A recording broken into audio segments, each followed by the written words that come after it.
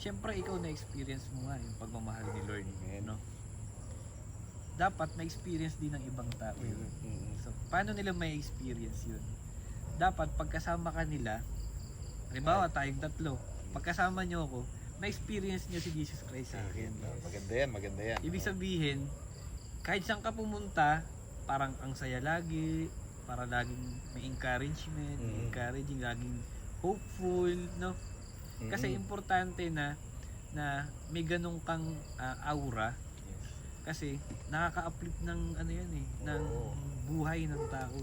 Kasi possible na pagkasama ka ng kaibigan mo malungkot, nagiging masaya siya.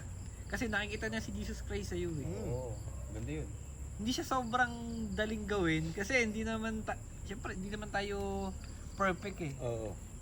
Kailangan din nating ayusin muna yung sarili natin.